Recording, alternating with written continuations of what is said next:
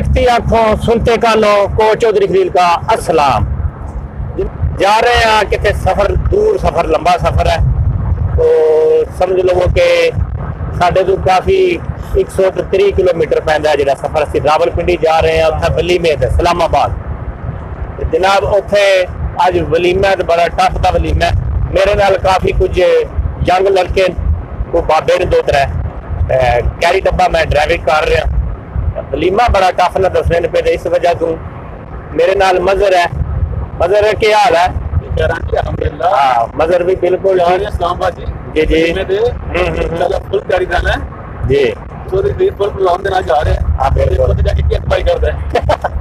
अल्लाह खैर करा जी। नहीं जी, कोई असल ईद सी बड़ी, इस वजह से गोश्ती थोड़े बंदे परहेज ही करांगे।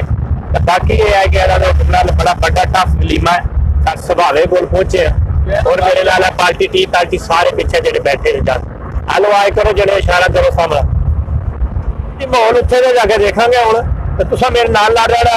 वीडियो बड़ी मजेदार होनी है क्योंकि काफी उत्थे ना जेड़ा ना सिस्टम उन्हां दा जेड़ा वो अच्छा हुंदा है। बड़ा खाण पीण का प्रोग्राम भी सुनिया बड़ा हुंदा। मच्छी बहुत चलती है, तो मच्छी वाला प्रोग्राम जेड़ा वो तो चलांगे ना, उस समझ जरा कि ना ठीक ही है। झड़ जा पै गया, इंशाल्लाह अल्लाह करेगा तो बेहतरीन हो जाएगा।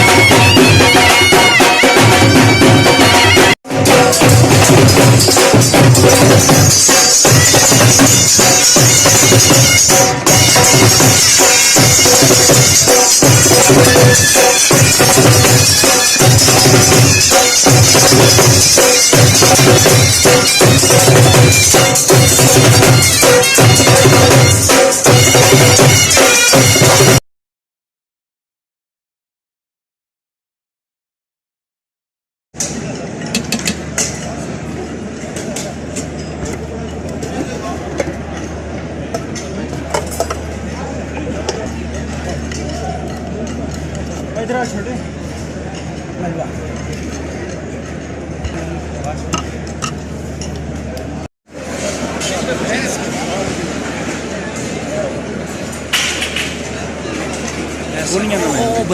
बनाना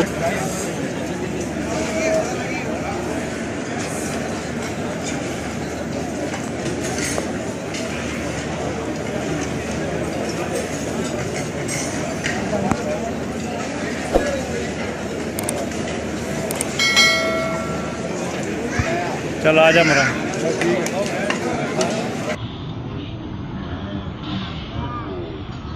चौधरी सब सीधे हो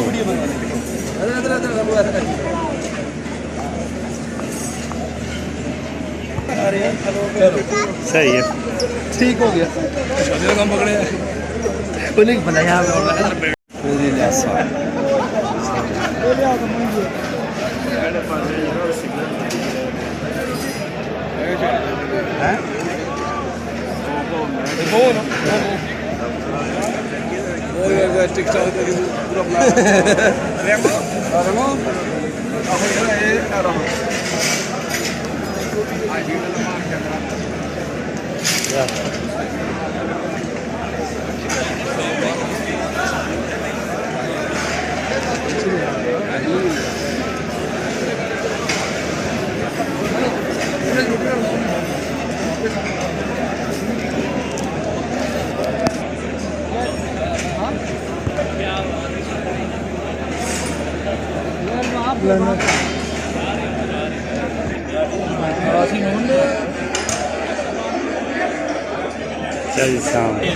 जनाब देखो इन्होंने फेवरेट डिश है जदों मैं किता वलीमे ते देखा इन्हें आकर सिर्फ साग खाने नाल मक्के की रोटी क्या देसी घी जबरदस्त ये बात ठीक लाले ने शॉट लैंड तक लाला वखरे सारे लाले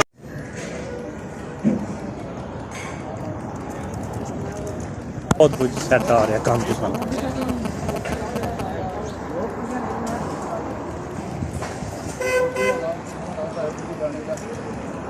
ठीक हो गया जी चलो जी